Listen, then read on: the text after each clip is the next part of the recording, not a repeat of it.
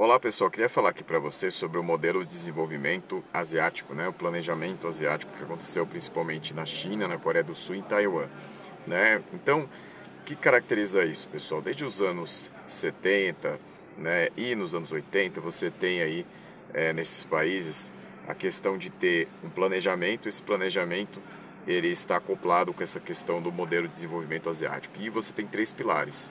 O primeiro deles, pessoal, é fazer a reforma agrária, distribuir terras para as pessoas mais simples, né? Então você vai ter ali distribuição de terras para as pessoas naquilo que a gente chama de reforma agrária. Por quê? Porque aí você pode cobrar impostos dessas pessoas, né?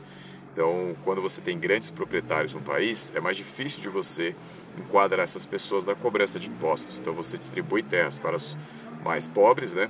Eles se tornam pequenos proprietários e você consegue dinamizar aí a cobrança de impostos. Bom, esse é o primeiro pilar. O segundo pilar é o pilar da exportação, ou seja, você vai fazer a sua economia ser voltada para o modelo exportador. Então, você vai ter ali a questão de pôr suas empresas para brigar no mercado externo, ou seja, elas vão ser grandes porque elas vão ter que se criar esse ambiente aí de exportação, ou seja, você não vai manter aquelas empresas, né, ali protegidas para sempre no seu mercado interno. Então você vai botar elas para brigar fora, né, e elas vão exportar. Bom, para essa exportação acontecer, esse modelo dar certo, você precisa ter a repressão financeira.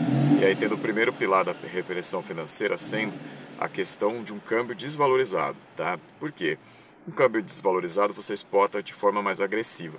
Então, você tem aí essa questão sendo importante. Junto com o câmbio desvalorizado, você vai ter uma taxa de juros baixa, porque você vai atrair produtores, né? Você vai afastar aqueles especuladores, né, que querem saber só de juros altos, especular em cima disso, e você vai fazer com que essa taxa de juros mais baixa sirva para que as pessoas se arrisquem a fazer os seus empreendimentos, né? Montar suas empresas e aí poder, então, ter um planejamento aí a longo prazo, né? E junto com isso, pessoal, você também vai ter o controle de capitais, né? Então, o controle de capitais é a ideia de que se o investidor chegar no seu país, ele não vai tirar o dinheiro imediatamente. Então, tem ali uma previsibilidade para o seu país que aqueles capitais vão ficar um tempo.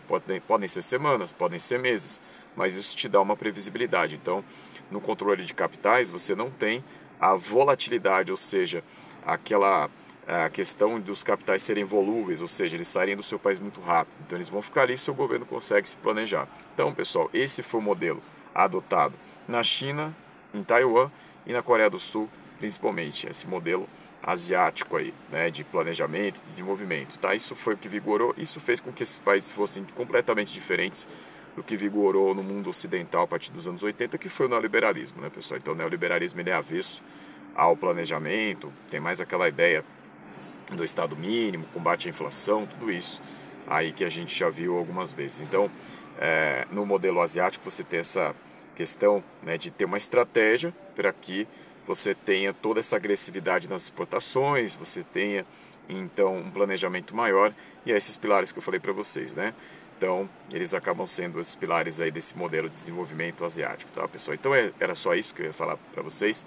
A referência que a gente tem mais imediata aqui para falar disso é o Arthur Kreber, tá?